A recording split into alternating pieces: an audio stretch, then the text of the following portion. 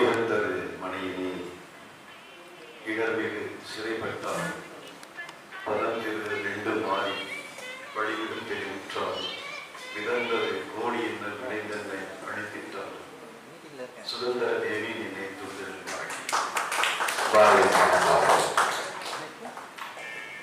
நமது இந்திய தேசியத்தினுடைய 77வது சுதந்திர தின விழாவாக நமது கரிசல் இலக்கிய கழகத்தின் சார்பாக மிக அற்புதமாக நமது மாவட்ட ஆட்சியர் தலைமை இங்கே இந்தியாவிலேயே முதல் முறையாக நாம தான் நடத்தி கொண்டிருக்கின்றோம் என்ற பெருமை நமக்கெல்லாம் இருக்கிறது என்று காரணமாக இருக்கின்றவர்கள் கரிசல் இலக்கியத்தின் கழகத்தின் சார்ந்தவர்.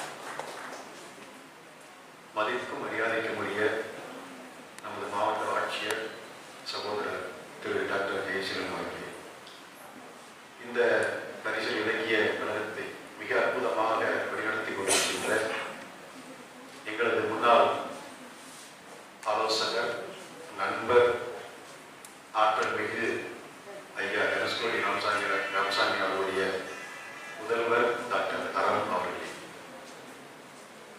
இந்த நிகழ்வின் செயற்குழு உறுப்பினராக வந்து கலந்து கொண்டிருக்கின்ற ஐயா திரு சோழி கணேசன் அவர்களே, உங்களுக்கெல்லாம் 1906 முதல் 1912 வரை தமிழகம் எப்படி இருந்தது என்று கண்முன்னால் காட்டிய சகோதரர் திரு ரங்கையா முருகன் அவர்களே, கரிசல் இலக்கிய கழகத்தை சார்ந்திருக்கின்ற நண்பர்களே, பேராசிரியர் பெருமக்களே, மாணவர்களே, இந்த விழாவிற்கு வந்திருக்கின்ற பொதுமக்கள் அனைவருக்கும் முதற்கனில் நன்றி கலந்த வணக்கத்தை தெரிவித்துக் கொள்கின்றேன். இந்த விருதுநகர் மாவட்டம் எங்கிருந்தது, எதற்குள் இருந்தது, எப்படி வெளிவந்தது என்பதை நாம் சற்று ஒரு நிமிடத்தில் தெரிந்து கொள்ள வேண்டும். 1911ஆம் ஆண்டு வரை இந்த விருதுநகர் பகுதி என்று சொல்லப்படுகின்ற வத்ராக் முதல் அருப்புக்கோட்டை காரியவட்டி அந்த பகுதியில் இருக்கின்ற எல்லா இடங்களும் சேர்ந்திருக்கின்ற தற்போது விருதுநகர் மாவட்டம் திருநெல்வேலி மாவட்டத்தினுடைய ஒரு பகுதி. அப்போது இருந்த திருநெல்வேலி ஆட்சியர் கட்டுப்பாட்டில் இருந்த இந்த பகுதியில் சிவகாசியை சப் கலெக்டர் ஆபீஸாக முதல் சாத்தூர் இருந்தது, அதுக்கப்புறம் சிவகாசிக்கு மாற்றப்படுகின்றது. உங்கள் ஊரில் இருக்கின்ற ஆர்டிஓ ஆபீஸ் தான் அந்த காலத்தில் சப் கலெக்டர் ஆபீஸ். அங்க இருக்கின்ற அந்த சப் கலெக்டர் லிஸ்ட்ல எடுத்து பார்த்தீங்க அப்படின்னு சொன்னா 1909, 10 ஆகிய ஆண்டுகளில் பணியாற்றியவர் அப்படிங்கிற யார் அப்படின்னு சொன்னா ராபர்ட் வில்லியம் டி ஆஷ். சிவகாசியில் இருந்துதான் தூத்துக்குடிக்கே போறாரு. பணிமாற்றம் அதை உயர்வு என்று வைத்துக் கொள்ளுங்கள். ஆக 1911ஆம் ஆண்டு வரை மிக பறந்து விரிந்து இருந்த திருநெல்வேலி மாவட்டத்திற்குள் தான் ராமநாதபுரம் மாவட்டமும் இருந்தது. 1985ஆம் ஆண்டு அப்போதைய தமிழக முதல்வர் எம்.ஜி. ராமச்சந்திரன் அவர்கள் அந்த காலகட்டத்தில் திருநெல்வேலி மாவட்டம் எப்படி 1911இல் பிரிந்ததோ அதே போல ராமநாதபுரம் மாவட்டத்தையும் பிரித்து 3 மாவட்டங்களாக மாற்றுகின்றார். அதில் ஒன்றுதான் விருதுநகர் மாவட்டம் என்று நாம் இருக்கின்ற இந்த மாவட்டம். முன்னால் பல பேர் காமராஜர் மாவட்டம் என்று இருந்தது, அது மாறி மீண்டும் ஒரு பிரச்சனைக்காக மாறி மறுபடியும் அது விருதுநகர் மாவட்டமாக நம்மிடையே தத்தளித்துக் கொண்டிருக்கின்றது. இந்த விருதுநகர் மாவட்டத்தினுடைய சிறப்பு அப்படின்னு சொன்னா ஒரு 6 நகரங்கள். அதில் முதன்மையான ஏறக்குறைய 1000 ஆண்டுகளுக்கு முந்தைய வரலாற்று பின்புலமிக்க ஒரு நகரம் அப்படின்னு சொன்னா சிறுவில்லிபுத்தூர் மட்டும்தான். அதற்கு அடுத்தபடியாக ஓரளவு 1000 ஆண்டுகளுக்குள்ள 800 ஆண்டுகள் அப்படின்னு சொன்னா அருப்புக்கோட்டை. அதற்கப்புறம் எல்லாமே ஒரு 500 ஆண்டுகளில் வளர்ந்ததுதான். ராஜபாளையம் சரி, சாத்தூரும் சரி, விருதுப்பட்டியும் சரி, சிவகாசியும் சரி, திருத்தங்களும் சரி. இப்ப இந்த ஒரு பகுதியை, இந்த புவியியல் பகுதியை நீங்கள் தெரிந்து கொண்டால்தான், நாம் எங்க இருக்கின்றோம் என்பதை பற்றி நீங்கள் அறிந்து கொண்டால்தான் அடுத்த கட்டத்திற்கு நம்ம செல்லலாம். இப்போ விருதுநகர் மாவட்டத்தினுடைய சிறப்பு அப்படின்னு பார்க்கிறப்போ இது எப்படி சுதந்திர போராட்டத்தில் பங்களிப்பு கொண்டது அப்படின்னு சொல்றதை காட்டிலும் இந்தியாவிலேயே விசித்திரமான ஒரு மாவட்டம் இந்த விருதுநகர் மாவட்டம். சுதந்திர போராட்டத்தில் எல்லா சமயங்களும்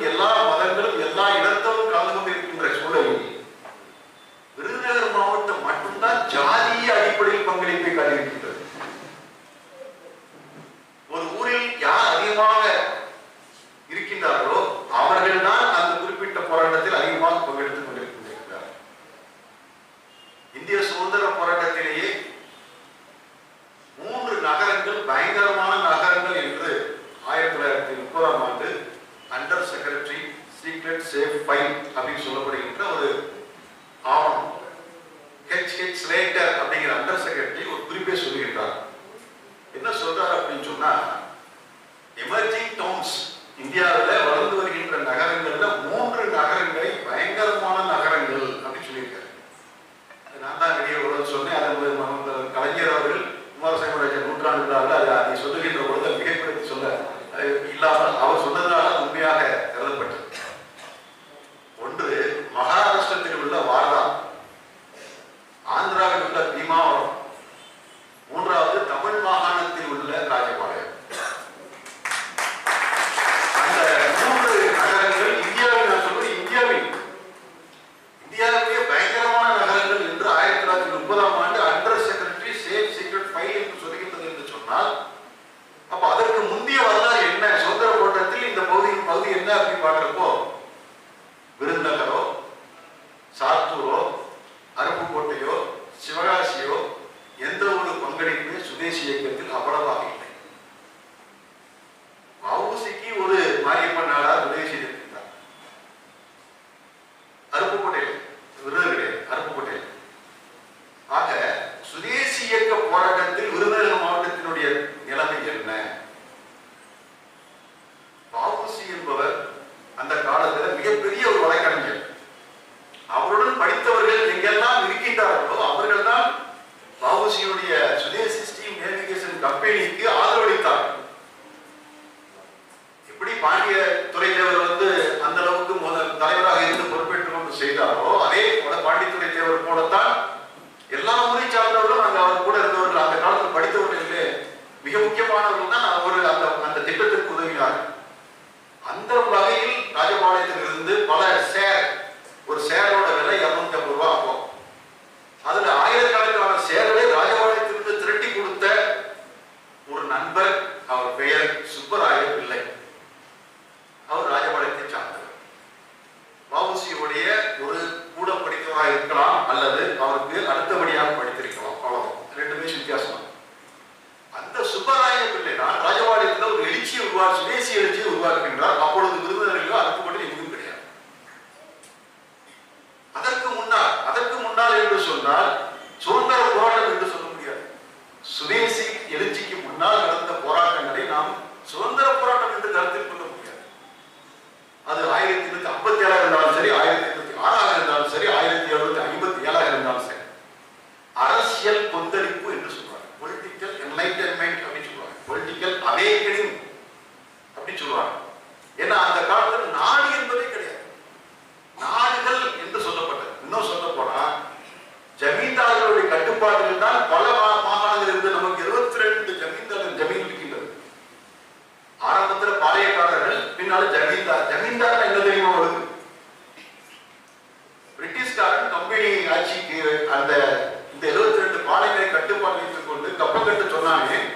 அந்த கப்பத்தை கட்டுவதற்காக பணம் செலுத்தவில்லை. அப்போது பணம் கிடையாது. மாறாக அவர்களோட வயக்காட்டில் விளைகின்ற பொருட்கள் இருந்து 1/6 ஒரு பங்கு, அதைத்தான் பாரதி தன்னுடைய ஒரு கவிதை தொகுப்புல 1/6 ஒரு பங்கு என்று வைக்கின்றார். 1/6 ஒரு பங்கு அந்த பொருட்படுத்தவர் வைத்துக் கொள்ள வேண்டும். மற்றவற்றை அத்தனையுமே அவனுக்கு கொடுத்துடும். எதுவாக? நெல்லு தான். இந்த நெல்லு தான் பிரச்சனை. எங்க பிரச்சனை? 1757 அப்படின்னு சொன்னா நெற்கட்டும் செவ்வல் புலித்தேவன்.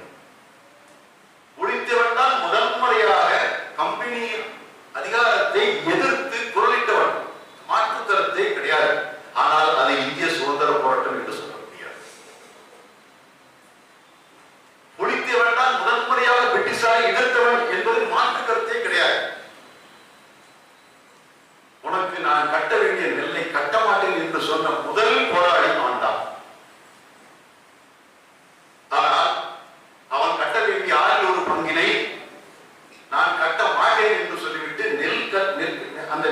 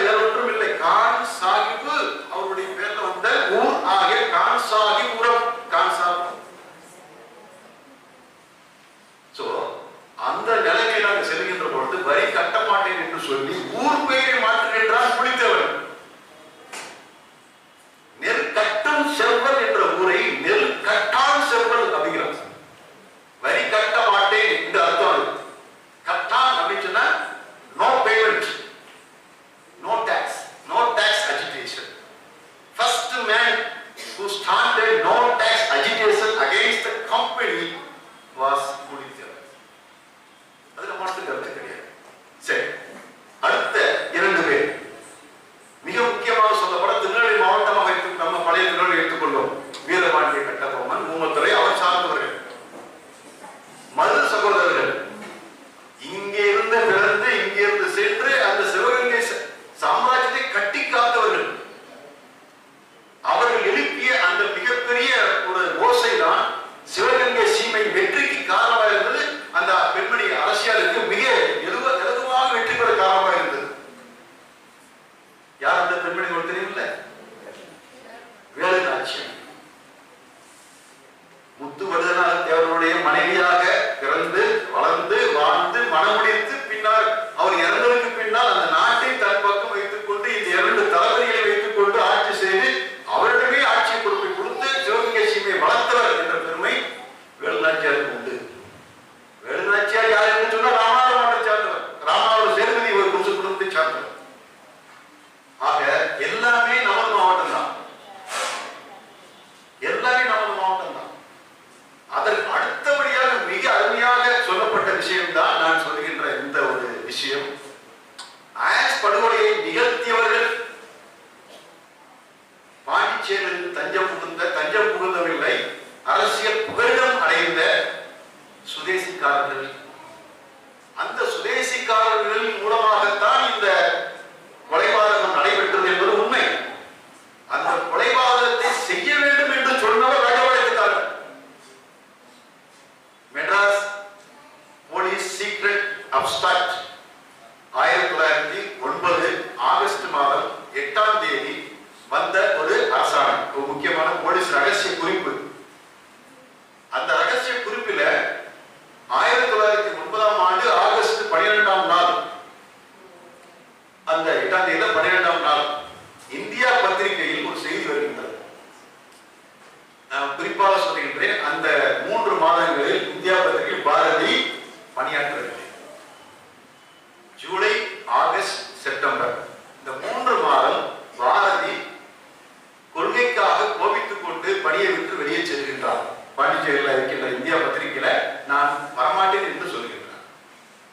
அந்த 3 மாதத்தில் அவர் இருந்த இடத்தில் அந்த பொறுப்பை வகித்தவர் அவர் ஊரை சார்ந்த சங்கரநாத ஐயர், ஒரு ஹெட்மாஸ்டர், எட்டயபுரம் ஸ்கூல் ஹெட்மாஸ்டர். அவர் ரிட்டையர்மெண்ட் அப்புறம் அங்க வந்துறாரு, அங்க போய் அந்த பொறுப்பு நடத்துறாரு. ஆக இந்த சூழ்நிலையில் அங்க இருந்த அந்த செய்தி மிக மிக முக்கியமான செய்தி. திரு வெங்கையா முருகன் அவர் சொன்னதை போல இதை யாருமே ஆவணப்படுத்தவில்லை. நான் 2004ஆம் ஆண்டு ஆவணப்படுத்திருக்கேன். அது என்ன, ராஜபாளையத்தில் இருக்கிறதுனால உள்ளூர் தொடங்கி விளப்பகார், உள்ளூர்ல எந்த மாதம் விளப்பகார். இதையே நான் சென்னையில் இருந்தேன்னா உலகம் முழுவதும் பரசாட்டி கொண்டிருப்பார். 19 புத்தகங்கள் எல்லாமே சுதந்திர போராட்ட புத்தகங்கள் எழுதியிருக்கின்றன, ஆங்கிலத்தில் தமிழில் எழுதியிருக்கின்றன. இதுவரை அரசு எனக்கு விருது கொடுத்தது ஏனென்றால் என் பேர் பின்னாலே பாரதி, முன்னால பேருக்கு பாரதி இருந்தா கிடைக்கும், பின்னால் இருந்தா கிடைக்கும். நானும் இந்த புத்தகங்கள் பாரதிக்கு தடை 500 பக்கம், பர்மாவில் பாரதியின் தேசபக்தி தடை 500 பக்கம், சிறார்களுக்காக பாரதியின் தேசபக்தி பாடல்கள் 36 பக்கம், சிறு குழந்தைகள் பாரதியின் இந்தியா 500 பக்கம். அப்புறம் ஆங்கிலத்துல பயோகிராபி ஆஃப் சுதேசி நேஷனலிஸ்ட் இன் தமிழ்நாடு, அது ஒரு 4 பக்கம். இதெல்லாம் எழுதுனால நான் பாரதி விருதுக்கு தலை கேட்டோம். அதனால நான் வருத்தப்பட போறதில்லை. ஆக 1905ஆம் ஆண்டு அந்த சுதேசி இயக்க மிகப்பெரிய இயக்கத்துல படுகொலை ஒரு திருப்பு முனையை ஏற்படுத்துகின்றது. அந்த செய்தி இந்தியா பத்திரிகை அந்த செய்தி என்ன அப்படின்னு சொன்னா,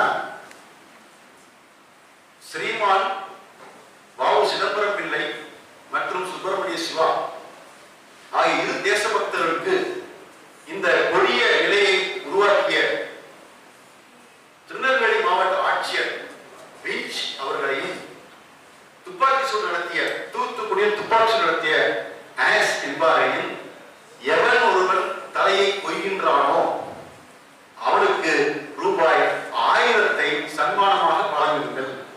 இப்படிக்கு ராஜபாளையம் தேசபக்தர்கள். இது நம்ம மாவட்டத்திலிருந்து போன ஒரு பரிசு. யார் கொண்டு வர? சுப்பராயா இல்லை. 1000 ரூபாய் ராஜபாளையத்தில் எல்லா மக்கள்கிட்டையும் கலெக்ட் பண்ணி பாண்டிச்சேரியில் போய் இவர் சொன்னாரே மானசாமி பிள்ளை,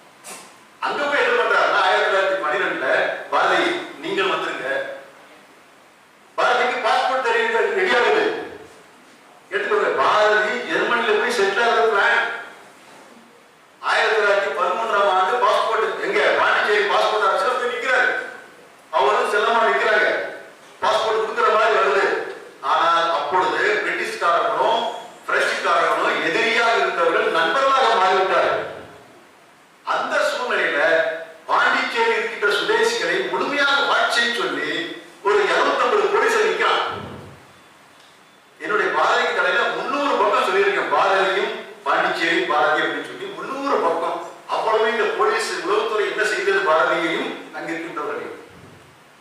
அங்கிருந்த அந்த குறிப்பிட்ட சூழ்நிலையில் இந்த நிகழ்வு இங்கே நடக்கின்றது. அதற்கு காரணமாக இருந்தவர் ராஜபாளையத்துக்காரர். ஆக சுதேசி இயக்கம் தீவிரமாக நடைபெற்ற பொழுது ராஜபாளையத்தில் அதனுடைய தாக்கம் இருந்தது என்ற உண்மையை நாம் வரலாற்று மூலமாக சொல்லுகின்றோம். அவ்வளவுதான். சரி, இப்போ அடுத்த கட்டமாக அந்த குறிப்பிட்ட மூமெண்ட்ல இருந்து வெளியே வந்தோம். மிகப்பெரிய ஒரு அமைப்பு அப்போ காந்தி அமைப்பு தான். காந்தி அமைப்பு உள்ளே வருவதற்கு முன்பாகவே நமக்கு என்ன இருந்தது அப்படின்னு சொன்னா, சுதேசி இயக்க தலைவர் அத்தனை பேர் சிறைக்கு சென்று விட்டார்கள். லீடர்லெஸ் பார்ட்டி என்று சொல்லப்படுகின்ற காங்கிரசுக்கு தலைவர்கள் இல்லை. இந்த சூழ்நிலை தான் டாக்டர் அன்னிபெசன்ட் அம்மையார் வராங்க. அன்னிபெசன்ட் அம்மையார் அங்க வருகின்ற பொழுது மறுபடியும் இங்க எழுச்சி வருது நம்ம மாவட்டத்துல. அப்பதான் கொஞ்சம் கொஞ்சமா மறுபடியும் கிளம்புது. இந்த முறை மறுபடியும் ராஜபாளையம் சிறுவத்தூர் சேர்ந்தது. ஏன் சிறுவத்தூர் சேர்ந்தது அப்படின்னு சொன்னா, பிரம்மஞான சபை தியாசோபிக்கல் சொசைட்டியுடைய அடுத்த கட்டம் தான் நம்ம சொல்கின்ற கோமுருள் இயக்கம். பிபி வாணியார், C P Ramaswami Iyer, doctor Annie Besant இந்த மூவரும் சேர்ந்த இயக்கத்தை கொண்டு செல்கின்ற பொழுது பிபி வாணியார் முதல் முறையாக ராஜபாளையத்துக்கு வர்றார். சிறுவத்தூர் தான் ரிசீவ் பண்றாரு. யார் ரிசீவ் பண்றா? 8ஆம் கிளாஸ் படிக்கிற குமாரசாமி ராஜா. ஹிந்து ஸ்கூல்ல படிச்சுட்டு இருக்காரு, 8ஆம் ஃபார்ம். அங்கிருந்து இவர் தெரிஞ்சுக்கிட்டோம்னா இங்க ராஜபாளையத்தில் ரங்கசாமி ராஜா சொல்லி கூட்டுவா அப்படிங்கிறார். அவரை கூட்டு வந்து ராஜபாளையத்தில் மீட்டிங் போடுறாங்க. மீனாட்சி சகராஜ விவேக வித்யானந்த சபை, இதுதான் பிரம்மஞான சபையினுடைய மறுபதிப்பு. கோமுருள் துவக்கம் ராஜபாளையத்தில். அந்த குறிப்பிட்ட அந்த அமைப்பை சார்ந்திருக்கின்றவர்கள் கோமுருள் இயக்கம் தான் அடுத்த கட்ட பரிமாணம் என்று நினைத்துக் கொண்டு அதற்கான கோமுருள் இயக்க போராட்டத்தை அந்த அம்மா அறிவிக்கின்ற பொழுது 1916ஆம் ஆண்டு மிகப்பெரிய போராட்டம் நடைபெறுகின்றது. என்ன பண்றாங்க தெரியுமா? ஆண்டாள் கோயில், ஆண்டாள் கோயில் இருக்குல்ல, ஆண்டாள் கோயில். அந்த ஆண்டாள் கோயில் உச்சத்தில் சென்று கோமுருள் கொடியை நட்டுகிறான். அந்த ஹிந்து ஸ்கூல் மாணவன், அவன் பேர் சீனிவாசன். அவன் எப்படி அவனுடைய கேரக்டர் சொல்றாங்க, அவனுடைய கெஸ்டர் எப்படி சொல்றாங்கன்னா, குரங்கு சீனிவாசன். அவன் பேர் குரங்கு சீனிவாசன். அப்படி ஜம்ப் பண்ணி மேல போயிடுவான். குமாரசாமி ராஜா அதாவது சாயந்தரம் 6 மணிக்கு போய் நடப்பு முடிஞ்ச உடனே எல்லாரும் விடுறாங்க. குமாரசாமி ராஜா பலவான ஆளு, அவருக்கு உட்காந்துக்கிறாரு. அவர் மேல உச்சத்துல ஒருத்தனா ஏறி நடக்கலாம். ஒருத்தனா போக உச்சத்துக்கு போனதுக்கு அப்புறம் சீனிவாசன் மேல போயிடலாம். சீனிவாசன் மேல போய் அந்த கோயில் கோபுரத்துக்கு உச்சியில அந்த கொடியை கோமுருள் கொடியை கட்டலாம். இந்திய தேசிய கொடியில கோமுருள் கொடியை கட்டலாம். மறுநாள் செல்வத்தூர்ல போலீஸ்காரர் கூட்டம் மொத்தமாக நிற்கிறது. அப்புறம் அவன் யாரை கண்டுபிடிச்சான்னு சொல்லி குரங்கு சீனிவாசன் இவரை பிடிச்சி விட்டுதான் ஃபர்ஸ்ட் 2 பேரையும் அரெஸ்ட் பண்ணி மாணவர் அப்படிங்கிறதுனால சாயந்தரம் விட்டுறாங்க. இது 2வது காலகட்டம். இந்த சூழ்நிலையும் எந்த ஊரிலுமே விருதுநகர் மாவட்டத்துல மிகப்பெரிய ஒரு எழுச்சியை வேற சுயேசி எழுச்சியை நம்ம பார்க்க முடியாது. தேசிய எழுச்சி இல்லை. எப்போ வந்தது அப்படின்னு சொன்னா 1919 ஜாலியன் வாலாபாக் படுகொலை. இந்த ஜாலியன் வாலாபாக் படுகொலை ஏப்ரல் 11ஆம் தேதி 1919 பஞ்சாப்ல நிகழ்கின்ற போது அதனுடைய தாக்கம் தான் உலகம் முழுவதும் இந்திய மக்கள் எங்கெல்லாம் வாழ்கின்றனோ அங்கிருக்கின்ற எல்லா இடங்களிலுமே இந்த இயக்கத்தின் மீது ஒரு சார்பு வருகின்றது. அதோடு கூட மகாத்மா காந்தியின் வருகையும் அதை உறுதிப்படுத்துகின்றது. காந்தி அதுவரைக்கும் பிரிட்டிஷ்காரர்கள் ஒத்துழைத்து சென்றார். The cooperator of the British became non-cooperator. அது வார்த்தை சொல்றான். The cooperator Gandhi, the cooperator became the non-cooperator. ஒத்துழைத்துக் கொண்டிருந்தவர் இப்ப ஒத்துழையாமை இயக்கத்தை மாற்றுகின்றார், கொண்டு வருகின்றார் அப்படி சொல்கின்றார். ஆக அவருடைய ரவுலட் சத்தியாகிரகம் நடைபெறுகின்ற பொழுதுதான் இங்கே விருதுநகர்ல ஒரு இளைஞர்கள் கூட்டம் அப்படியே தேசிய வாலிபர் சங்கம் என்ற ஒரு அமைப்பு அங்கு உருவாக்கப்படுகின்றது.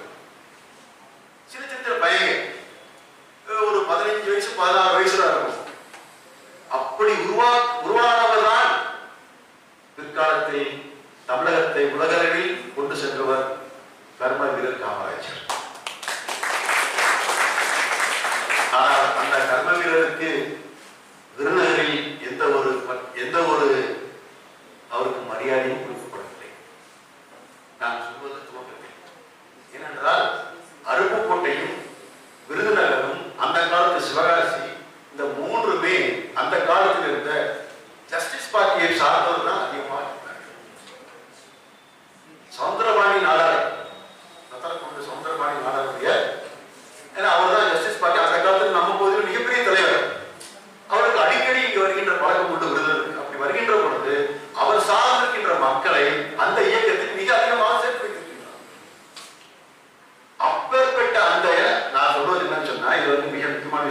பாயிண்ட் முதல் சொன்ன பாயிண்ட் போறேன். Indian nationalism first of all called as economic nationalism. இந்திய தேசியம் என்பது அந்த தேசியம் என்பது அந்த காலத்தில் எப்படி சொன்னா பொருளாதார தேசியவாதத்தை வைத்துக் கொண்டுதான் உள்ளே வந்தது. விருதுநகரும் சிவகாசியும் நான் சொன்ன மாதிரி அவர் வெங்கையமுரு சொன்ன மாதிரி 1920களில் சிவகாசி மிகப்பெரிய அளவில் ஒரு தாக்கத்தை சைனாவிலிருந்து இறக்குமதி செய்கின்றது. அவருடைய சுதேசிய பங்களிப்பு என்பது மறைமுகமாக இருந்தாலும் கூட அதைத்தான் அவர் செய்யல, மிஷின் வச்சு அவர் செய்யல, மக்களை வச்சு தான் பண்றாரு. ஏன்னா வேலை வாய்ப்பு கொடுக்கணும், இங்க மக்களுக்கு எதுவுமே கந்தக பூமி எதுவுமே கிடைக்காது என்ற நம்பிக்கை அதேதான் இந்த மாவட்டம் முழுக்க இருந்தது. அருப்புக்கோட்டை அதே மாதிரி. ஏன்னா அருப்புக்கோட்டை மிக முக்கியமாக சொல்ல வேண்டும் என்று சொன்னால் நீதி கட்சியினுடைய மிகப்பெரிய ஒரு கூடாரம் அந்த காலத்துல. அந்த அளவுக்கு பெரியாருடைய சீர்திருத்தத்திற்கு நடந்த முதல் முறையை நடந்ததே அருப்புக்கோட்டைதான் 1927. ஆக அந்த ஒரு பார்வையில் தான் மக்கள் இருக்கின்றார்கள். 60% அந்த சார்ந்த மக்கள் நீதி கட்சியிலும், 30% மக்கள் வியாபாரத்திலும், 10% மக்கள் தேசியத்தின் மீது பங்கு கொண்டார்கள். அப்படி அந்த 10% ஒருத்தர் தான் கர்மவீரர் காமராஜர். ஒரு முறை விருதுநகர்ல தேர்தல் நடக்கின்ற பொழுது காமராஜர் என்று சொல்லப்படுகின்ற அந்த இளைஞரை மரண அடி கொடுத்து ரத்தத்தோடு ரத்தமாக அடித்து சாத்தூர்ல முள்ளுச்செடி மீது தொங்க விட்டு போயிட்டாங்க. ராஜபாளையத்திலிருந்து ரத்தம் வாங்க வந்த வியாபாரிகள் வர்றாங்க. அந்த காலத்துல மாட்டு வண்டி குடும்பம் கூட சாஞ்சி இருக்கும், கீழே வந்து ஒரு வைக்க போர் இருக்கும், நைட்டு மட்டும் ஆடிக்கிட்டே இருக்கும். லோடு கூடாரத்தை போட்டு லோடு ஏற்றிக்கிட்டு கீழே 2 பேர் ராஜபாளையத்துக்கு ராஜபாளையத்தில் 2 பேர் வந்துட்டு இருக்காங்க. இந்த சத்தம் கேட்குது, மகள் சத்தம் கேட்குது. என்ன அப்படின்னு பார்த்துட்டு, ஐயோ நம்ம காமராஜப்பா உமாசங்கராஜ வீட்டில் இருப்பார்ல அவரு அப்படின்னு சொல்லி அள்ளி போடுறாங்க. நான் சொல்றது 1936 பின்னால 32 34 வச்சுக்கோங்க. அப்படியே அந்த குடையில் அள்ளி போட்டு கொண்டு போய் ஒரு வாரம் உமாசங்கராஜ வீட்டில் தற்போது காந்தி கலை மன்றம் என்று சொல்லுகின்ற அந்த இடத்துல தான் அவர் வீடு, அவருக்கு என்று ஒரு அறை ஒதுக்கப்பட்டிருக்கும். அங்கதான் அவர் இருந்தாரு. ட்ரீட்மெண்ட்டுக்கு அப்புறம் வந்து அந்த தேர்தலை வெற்றி பெற்று ஜெயிச்சவர் யாரு? காமராஜ். இதை எனக்கு சொன்னது யாரு அப்படின்னு சொன்னா ஆர். கிருஷ்ணசாமி நாயுடு. அவர் யார் தெரியுமா? ராமச்சந்திரபுரம் காங்கிரஸ் தலைவர், தமிழ்நாடு காங்கிரஸ் தலைவர். குமாரசாமி ராஜனுடைய வலதுகரம், காமராஜனுடைய இடதுகரம். நீங்க பேஸ்புக்ல பார்த்துருப்பீங்க, ஒரு சைக்கிள் ஓட்டுவாரு, பின்னாடி காமராஜ் பார்த்துருப்பாரு. சைக்கிள் ஓடுறது கற்கள் இல்லை, எல்லாருமே கற்கள் வச்சுக்கிட்டாங்க. கற்கள் கிடையாது, அதுல உட்கார்ந்து ஓட்டுறது யாரு? ராவணா கீனா என்று சொல்றாரு ஆர். கிருஷ்ணசாமி நாயுடு. பின்னால காமராஜர் வருவாங்க. எங்க எடுத்தாங்க அப்படின்னு சொன்னா தொம்பக்குளம் கான்ஃபரன்ஸ், திருநெல்வேலி தாலுகா காங்கிரஸ் மாநாடு, 5வது மாநாடு தொம்பக்குளத்தில் 5வது மாநாடு அங்க நடக்கிறது 1929 அக்டோபர் 27 அந்த தொம்பக்குளம் கான்ஃபரன்ஸ் தான் காமராஜரையோ, ராவணாயகினாவையும், PSK குமாரசாமிராஜோ, ராஜாச்சாரியோ, சத்தியமூர்த்தி, முத்துலட்சுமி ரெட்டி என்ற எல்லா விதமான தலைவர்களும் ஒரே சங்கமித்தது அந்த ஊர் தான். ஏன் அது காரணம் என்னன்னு சொன்னா, நான் சொல்ல மறந்துட்டேன், கம்யூனிகேஷன் டிரான்ஸ்போர்ட் ஃபெசிலிட்டிஸ் நமக்கு எதுவுமே கிடையாது. 1880களில் Madurai to Thoothukudi train service வந்தது, டிரான்ஸ்போர்ட் கொடுத்தாச்சு. ஆனா அதனால தான் வியாபாரம் கிடைக்கிறது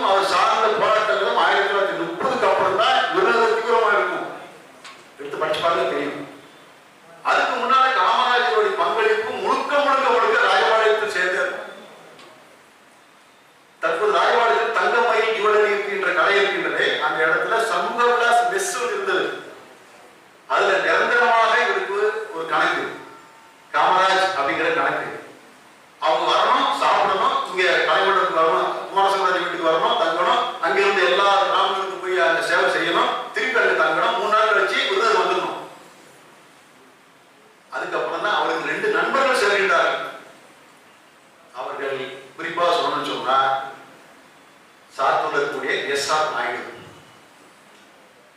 நாயுடு, அதுக்கப்புறம் அருப்புக்கோட்டை இருக்கக்கூடிய சாது டி. ராமசாமி நாயக்கர். அதுக்கப்புறமா மிக மிக மிக முக்கியமான பங்களிப்பு கொடுத்தவங்க அப்படின்னு சொன்னா நான் சொன்ன 2 பேருமே மிகப்பெரிய பணக்காரங்க. ஆகையால அந்த நேரத்தில் அவங்களோட சப்போர்ட் தேவைப்படுது. ஆனால் ஆணி வேறாக கிராமத்திலிருந்து, கிராமப்புறங்களில் இருந்து நான் சொன்னேன்ல, சிவகாசியில ஏன் சுதேசி இயக்கமோ அல்லது காந்தி இயக்கமோ வெற்றி பெறவில்லை என்று சொன்னா அதற்கு காரணம் சிவகாசி கழகம். 1899 நடந்த கழகம் சிவகாசியை வெற்றிடமாக மாற்றியது என்று சொல்ல வேண்டும். ரிசர்வ் லைன் என்ற ஒரு போலீஸ் அகாடமியை பெருமட்ட உட்கார வச்சிட்டான். எந்த ஒரு ஆக்டிவிட்டிஸும் ப்ரோ ஆன்டி கவர்மெண்டல் ஆக்டிவிட்டிஸ் நடக்கவே முடியாது. ஒரு 200 போலீஸ்காரங்க இருப்பான். அவன் வேலை என்னன்னு சொன்னா எப்ப பார்த்தாலும் சிவகாசியில் சுத்திட்டே இருப்பான். ஒண்ணும் பண்ண முடியாது.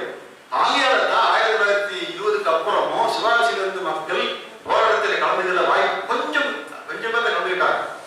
கிராமங்கள்ல நான் சொல்றது காய்க்குவாடப்பட்டி, எட்டக்காப்பட்டி, தாயில்பட்டி இதெல்லாம் சுத்தி இருக்கின்ற பல கிராமங்கள், செங்கமல நாச்சியாபுரம், இதெல்லாம் வரலாறு வருகின்ற பேர்கள். அதிலே மிக முக்கியமானது ஆலமரத்துப்பட்டி. ஆலமரத்துப்பட்டியை யாருமே நீங்க சரியாக இன்றைக்கு ஆவணப்படுத்தவில்லை என்ற வருத்தம் எங்களுக்கு உண்டு. அதனால்தான் நம்ம ஆட்சியர் அவர்கள் இந்த சுதேசி இயக்கம், காந்தி இயக்கம் எல்லாத்தையும் சேர்த்து ஒரு கெசட் மாதிரி நாங்கள் உருவாக்கிட்டு இருக்கோம். கிளிம்சஸ் ஆஃப் ரூரல் டிஸ்ட்ரிக்ட் அப்படின்னு சொல்லி 1000 பக்கங்களுக்கு A4 சைஸ்ல. அதுல எனக்கு அந்த வாய்ப்பு கொடுத்தது நமது கலெக்டர் தான், மெம்பர் செக்ரட்டரி நாங்கள் பண்ணிட்டு இருக்கோம். இப்போ ஒரு ஏறக்குறைய 700 பக்கம் ரெடி பண்ணிட்டோம். இன்னும் 300 பக்கத்துக்கு ஆரம்பிட்டு இருக்கோம். அப்படி தேடி தேடி போயிட்டு இருக்கப்பதான் அன்சங் ஹீரோஸ் என்று சுதந்திர போராட்டத்தில் கலந்து கொண்ட இதுவரைக்கும் வெளிவராத முகங்கள் பல இருக்கின்றன. அதுல மிக முக்கியமானவர்கள் அப்படின்னு சொன்னா ராஜபாளையம் அந்த காலத்துல 163 பேர் சிறைக்கு சென்றிருக்கிறார்கள். சென்னையில் அவர் கிடையாது. ஏன் ராஜபாளையம் சொல்றீங்க அப்படின்னு சொன்னா ராஜபாளையத்தான் 160 பேர் போயிருக்காங்க. அப்போ சாத்தமே கிடையாது. இங்க 10 பேர் 20 30 பேர் தான் இருக்குங்க. அருப்புக்கோட்டையில் மேக்சிமம் 40 பேர் இருப்பாங்க. எப்போ 42 காலத்துல. ஆனா அதுக்கு முன்னாடி வந்து பாக்குறப்போ 32ல அதிகமான சிறைக்கு சென்றது மதுரை கிடையாது, ராஜபாளையம். அதனாலதான் பயங்கரமான நகரம் அப்படின்னு கொடுத்துருக்காங்க கவர்மெண்ட் சர்க்கார். இந்த சூழ்நிலையில அந்த கிராமங்கள்ல குறிப்பாக திருத்தங்கள் எடுத்துக்கிட்டா அங்க இருக்கின்ற ஒரு சின்ன கிராமம் தான் ஆலமரத்துப்பட்டி. நான் ஏன் இதை சொல்றேன் அப்படின்னு சொன்னா அந்த பெரியவர் ஒரு கதற்கடையில கதர் அபிமானியாக வாழ்க்கை தொடங்கினார். ராஜபாளையம் ரங்கசாமி ராஜாவுடைய கட்டுப்பாட்டின் கீழ் அவர் கதர் அபிமானத்தை கொண்டு வருகிறார். ஏன்னா ராஜபாளையம் ரங்கசாமி ராஜா என்பவர் ஒரு சாதாரண மனுஷன் கிடையாது, சாதாரண குடும்பத்தை சார்ந்தவர் தான். ஆனா அவர் இந்த தேசத்தின் மீது பற்று கொண்டு கொடிக்குளம் என்ற கிராமத்தில் முதல் கதர் பணி ஆற்றுகின்றார். அதுக்கப்புறம் எல்லா மக்களுக்கும் அவரே சென்று கதர் பணி கொண்டு போய் வித்துட்டு இருக்காரு. அந்த மாதிரியான விற்பனை எல்லாம் திருத்தங்கள் வருகின்ற பொழுது இந்த ஊர் மக்களை பார்க்கின்ற பொழுது அங்கே வந்து ஒரு இளைஞன், அவர் பேர் தான் ஜி. ராமச்சந்திரன். இந்த ஜி. ராமச்சந்திரன் கதர் பணியில மொத்தமாக தன்னை ஈடுபடுத்திக் கொண்டவர். அவர் மட்டும் கிடையாது, அவருடைய சகோதரி நாராயணி அம்மா ராஜபாளையத்தில் முதல் முறையாக சிறைக்கு சென்றவர் PS KR மஞ்சம்மா. அவருடைய கணவன் KR ராமசாமி ராஜா, அவரும் சிறை தியாகிதான். அவருடைய தம்பி பங்கார் ராஜா, பல்ல பங்கார் என்று சொல்வார்கள். ஏன்னா அந்த குறிப்பிட்ட தலித் மக்களை தன் வீட்டில் அழைத்து வந்து குழந்தைகளை வளர்த்து திருமணம் செய்து பணி வரை அனுப்பி வைத்தவர். அவர் பேர் பல்ல பங்கார், ராஜு கிடையாது, பல்ல பங்கார். அதோட இருந்துச்சு. அந்த மாதிரியான குடும்பத்தில் 3 பேர் சென்றார்கள். அதே போலதான் நமது ஜி. ராமச்சந்திரன் ஐயா அவர் வீட்டில் சகோதரி நாராயணி அம்மா, அவரை சார்ந்த நண்பர்கள் 5 பேர். இந்த நாராயணி அம்மா அப்படிங்கிறவங்க எந்த ஒரு விசேஷம் அப்படின்னு சொன்னா நல்லுக்கடை மறியல், சாராய கடை மறியல், அந்நிய துணி பகிஷ்கரிப்பு வரிசையா கொண்டு வராங்க. பிரிட்டிஷ்காரர் பிடிக்கிறான், 1 வாரம் ஜெயில் இருக்கிறான் அந்த அம்மாவுக்கு. 1 வாரம் கழிச்சு திருப்பி வராங்க, மறுபடியும் அன்னைக்கடை பகிஷ்கரிப்பு என்று மறுபடியும் போறாங்க. பார்த்தா பிடிச்சு கொண்டு போய் திருச்சி சிறையில 3 மாசம் போட்டாச்சு. 3 மாசம் சிறை, 2000 ரூபாய் அபராதம். 3 மாசம் சிறைக்கு பின்னால 2000 கட்டளைன்னு சொன்னா இன்னொரு 3 மாசம் ஜெயில இருக்கும். ரிகரஸ் இம்ப்ரெஸ்மெண்ட், கடும் காவல் தண்டனை அர்த்தம். அந்த அம்மா, நான்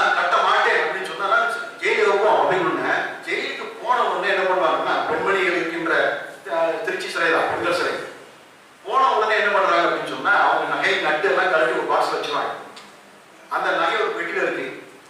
அந்த ஜெயிலர் என்ன சொல்றான், ஒண்ணு நீ 2000 ரூபாய் கட்டு, இல்ல உன் தாலியை வித்துரு. என்ன செஞ்சிருக்கணும்? உடனே கணவனுக்கு என்ன, கணவனும் சிறை வந்துட்டு இருக்காரு, அந்த கணவனும் சிறை வந்துட்டு இருக்காரு, அவர் வேற சிறை இருக்காரு. இந்த ஜி ராமச்சந்திரன் பல சிறையில் போறாரு, வெள்ளாரி வரைக்கும் போறாரு, அலிப்பூர் வரைக்கும் போறாரு. அந்த ஜெயிலருக்கு கடிதம் மட்டும் கடித போகும்போது 2 பேருக்கு இருக்கு. ஜி ராமச்சந்திரன் அம்மா வந்து கடிதம் எழுதுறாங்க. அந்த கடிதத்துல பாக்குறப்போ அந்த கடிதத்தை வாசிச்சேன்.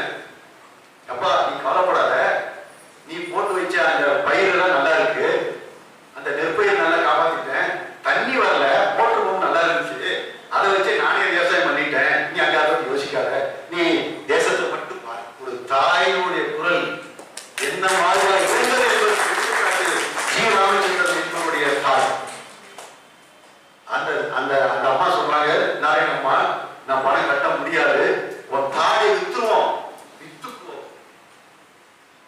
தாயை பறிகொடுத்த பெண்மணி, என் நாடுதான் முக்கியம், என் தாய் விருதல்ல என்று சொன்ன அந்த பெண்மணி ஜி ராமச்சந்திரனுடைய சகோதரி. காங்கிரஸ் போராட்டத்துக்கு தீவிரமா உழைத்த அந்த குடும்பம் 1941 பின்னாக அப்படியே கம்யூனிஸ்ட் இயக்கமாக மாறுகிறார்கள். பல்ல பங்காரு எல்லாத்தையும் இழந்துவிட்டு கம்யூனிஸ்ட் இயக்கத்திலே இறக்கிறார்கள். பெரும்பாலான காங்கிரஸ்வாதிகள் பிற்காலத்தில் காங்கிரஸ் சோசியலிசவாதிகள் மாறுகின்றார். காங்கிரஸ் சோசியலிசம் என்பது ஜெயபிரகாஷ் நாராயணனை தொடர்ந்து வந்தது. 40களில் யாரெல்லாம் காங்கிரசுக்காக உழைத்து ராஜபாளையத்தில் ஆனந்தசாமி ராஜாவை முன்னிட்டு சிறைக்கு சென்ற பங்காரு ராஜா 1930ஆம் ஆண்டு சட்டமன்ற போராட்டத்தில் உப்பு சத்தியாகிரகம் என்ற அந்த போராட்டத்தில் ராஜாஜி தலைமையில் 100 பேர் கலந்து கொண்டால் தெரியல. அந்த 100 பேர்ல 6 பேர் ராஜபாளையத்துக்கு கலந்து, அதுல ஒருத்தர் பங்காரசாமி ராஜா. அதை தலைமையை நடத்தியவர் ஆனந்தசாமி ராஜா, லட்சுமணன் பெருமாள் ராஜா, நமச்சிவாய மூப்பனார், இது எல்லாமே சேர்ந்து அந்த கூட்டத்தில் போய் கலந்துக்கிட்டாங்க. இது வந்து ஒரு பெரிய வரலாறு. அதுக்கப்புறம் 1930ல முதல் முறையாக துப்பாக்கி சூடு நடத்தப்பட்டது தமிழ் மாகாணத்தில் ராஜபாளையத்தில். 1932ல நாக்பூர் கொடி போராட்டம் நடக்கின்ற பொழுது ஜவஹர் மைதானம் என்று இருக்கின்றதே, அந்த இடத்துல இரவும் பகலுமாக தேசிய கொடி நட்டு மறுநாள் காலையில் போலீஸ்கார எல்லாரும் வந்து அந்த பிச்சை எடுக்கிறான். ஆனா நாக்பூர் கொடி போராட்டம் நம்ம இங்க நடத்தணும் அப்படிங்கிறப்ப என்ன பண்றது அப்படின்னு பாக்குறப்போ ராஜபாளையத்தில் இருக்கின்ற சஞ்சிமலை உச்சியில ராமர் கல் என்று ஒன்று இருக்கின்றது, 200 மீட்டருக்கு மேல. அந்த கல் தனியான கல், அந்த கல்லு மேல ஏறி உச்சியில போய் நைட்டோட நைட்டா மிகப்பெரிய தேசிய கொடியை நட்டுவிட்டு வந்தவர் பங்காரசாமி. காமாட்சி சகோதரன் சொல்லப்படுகிற ராமசாமி ராஜா, லட்சுமணன் ராஜா இவர்கள் சேர்ந்து போய் அந்த இடத்துல போய் மறுநாள் காலையில் போலீஸ் வர்றான், பார்க்கிறான், 60 போலீஸ் நிக்காத சுத்தி நிற்கிறாங்க. சுட்டுக்கிட்டே இருக்கா, ஓட்டதான் போட முடியாது. 1952 வரைக்கும் அந்த கொடி இருக்கு. அவ்வளவு பெரிய கொடியை எப்படி நட்டாங்க அதான் நான் சொல்ல வரேன். பெரிய ஒரு கல்லு, அது பக்கத்துல ஒரு கல்லு, இந்த கல்லுக்கு இந்த அதுக்கு மேல எதுவும் ஏற முடியாது. எப்படி ஏறாங்க அப்படின்னு சொன்னா, மேற்கு தொடர்ச்சி மலையில நடுவு 2 நாளுக்கு முன்னாலேயே உள்ள போயிட்டாங்க இந்த காமாட்சி சகோதரர்கள் அப்படின்னு சொல்லப்படுகிறார்கள். ராமசாமி ராஜா, அவரோட சகோதரர் லட்சுமணன் ராஜா காட்டுக்குள்ள போய் மிகப்பெரிய மூங்கில் மரம் வந்து 2 தயார் பண்றாங்க. இவ்வளவு சைஸ்ல இருக்கும். இந்த மூங்கில் மரம் ஹைட் பார்த்தீங்கன்னா தெரியும், எவ்வளவு ஹைட் தெரியும், ஏறக்குறைய 60 அடி மேலே இருக்கும். இந்த பாறைக்கும் அந்த பெரிய பாறைக்கு நடுவில் ஒரு 65 அடி இருக்கு. அப்ப என்ன பண்றது அப்படின்னு சொன்னா, காமாட்சி சகோதரன் என்று சொல்லப்படுகின்ற அந்த பெரிய அண்ணன் அந்த 2வது முதல் பாறையில் ஏறி உட்கார்ந்து தன் தொடையில் அந்த மூங்கில் மரத்தை வைத்து அந்த பாறை வைக்கிறார்.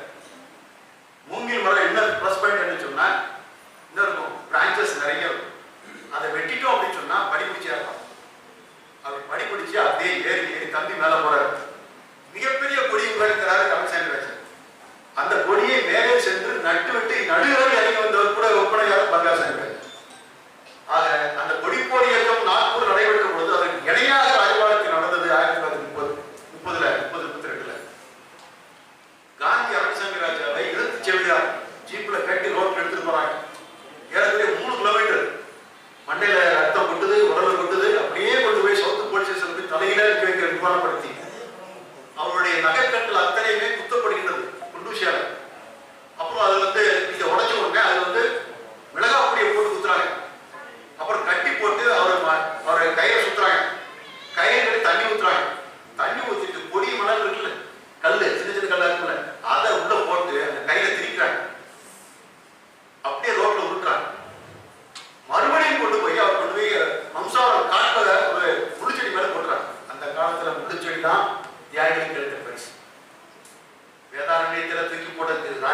அழகுசங்கராஜ் தூக்கப்படுறது முள்ளுச்செடிதான்.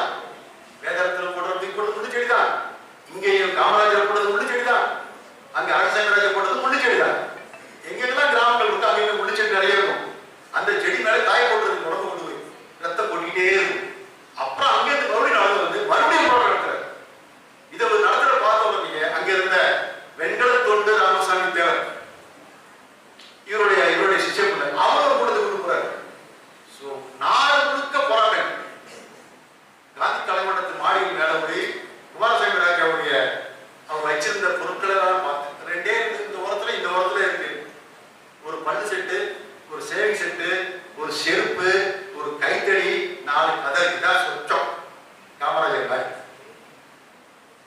அவர் முதலமைச்சராக இருந்து திரும்பி வர்றாரு. வந்த உடனே பாரதிக்கு நூற்றாண்டு விழா நடத்த போறாங்க. அதுக்கு பணம் வாங்குறதுக்காக சொக்கலிங்கம் சொக்கலிங்கம் எல்லாம் வர்றாங்க.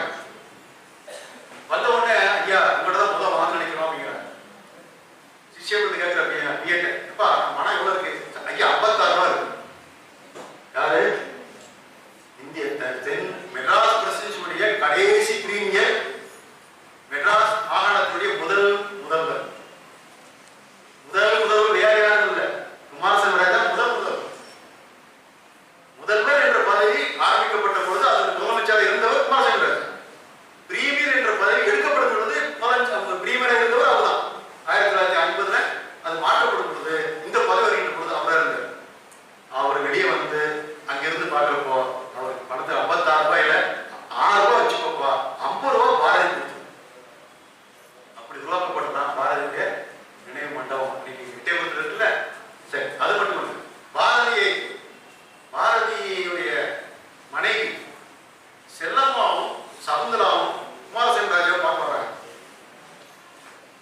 அப்ப அந்த செல்லம்மா கையில ஒரு புஸ்தகம்,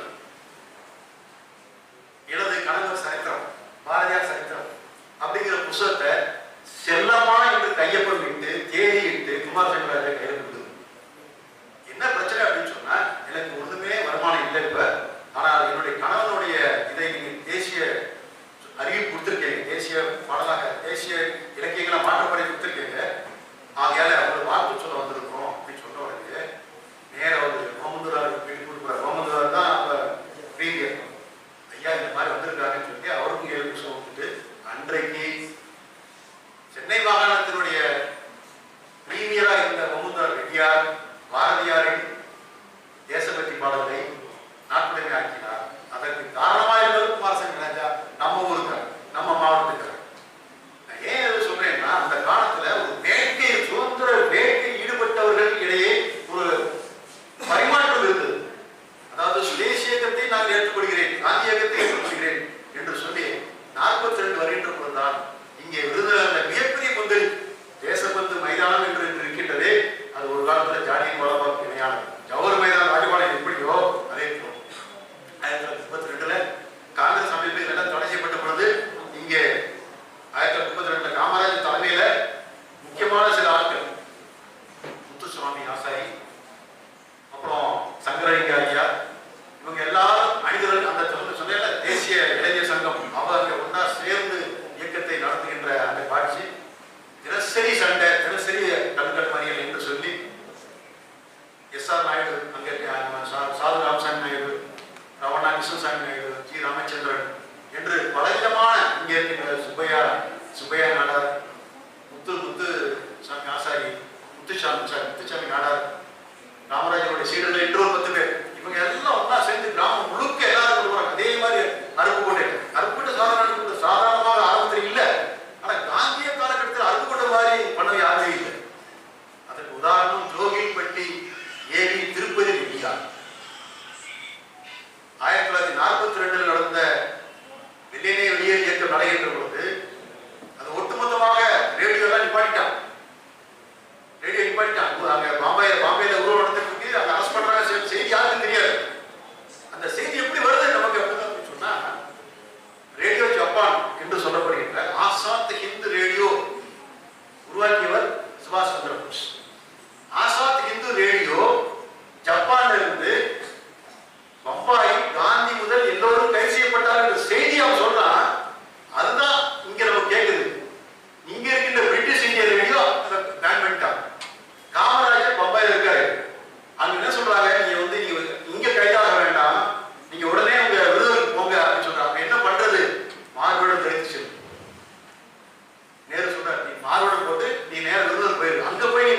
தமிழ் மாகாணத்துல நீங்க போய் நிறைய வேலை இருக்கு போ நாங்க பாத்துக்கிறோம் அப்படின்னு சொல்லி காமராஜரை மார்பெடு தெரிவித்து இங்க அனுப்பி வைத்தார். அப்போ தலைவர் தமிழ்நாடு காங்கிரஸ் கமிட்டி தலைவர் குமாரசாமி ராஜ் 43 சத்தியமூர்த்தி இறந்து போகிறார். சத்தியமூர்த்தி இறந்து போன உடனே சத்தியமூர்த்தி வலதுகரமாக இருந்த காமராஜர் காங்கிரஸ் கமிட்டி தலைவராக. அதுக்கப்புறம் தான் காங்கிரஸ் கமிட்டி மிகப்பெரிய உச்சத்தை தொடுகின்றது. அவர் சார்ந்து இருக்கின்றவர்கள் ஆட்சி பொறுப்பேற்கின்றார்கள். 44 அனைவரும் சிறையில் வெளியே வருகின்றார்கள். சுதந்திரத்தை கொண்டாடுகின்றார்கள். காமராஜர் என்ற தனிநபர் உச்சத்துக்கு செல்கின்றார். காமராஜர் அன்றைய நேரத்தில் அவ்வளவு செய்ய போய்தான் இன்று தமிழகம் கல்விக்கு கண் கொடுத்த மிகப்பெரிய ஒரு பொக்கிஷமாக அதாவது ஆரம்ப காலத்தில் விருதுநகர் எந்த பங்களிப்பும் என்றால் சொன்னேன். ஆனால் விருதுநகர் பங்களிப்பு இல்லாமல் சுதந்திர போராட்டம் இல்லை என்பது காரணம் காமராஜர். மட்டுமல்ல எல்லா இடங்களிலுமே சுதந்திர போராட்டம் 32 இருந்து 42 வரை மிகப்பெரிய அளவுக்கு நடந்தது என்று சொன்னால் நம்ம மாவட்ட சார்ந்திருக்கின்ற அத்தனை பேரும் இணைந்து செயல்பட்டார். முதல் முறையாக அனைவரும் இணைந்து செயல்பட்டார். அப்போ ஜாதி பார்க்கவில்லை, இனம் பார்க்கவில்லை, மதம் பார்க்கவில்லை. ஆரம்பத்தில் இருந்தது, ஆனால் பின்னால் இல்லை. ஆனால் இப்பொழுது இருக்கிறது. இது வரலாற்று தவறு. டெமோக்ரஸிக்கு வேல்யூ என்பது இப்பொழுது கிடையாது. இப்பொழுது மதத்திற்கும் இனத்திற்கும் சமயத்திற்கும் தான் வேல்யூ என்பதை நீங்கள் பார்த்துக் கொண்டிருக்கிறீர்கள் என்பதை இந்த வாய்ப்பளித்த 27வது சுதந்திர தின விழாவில்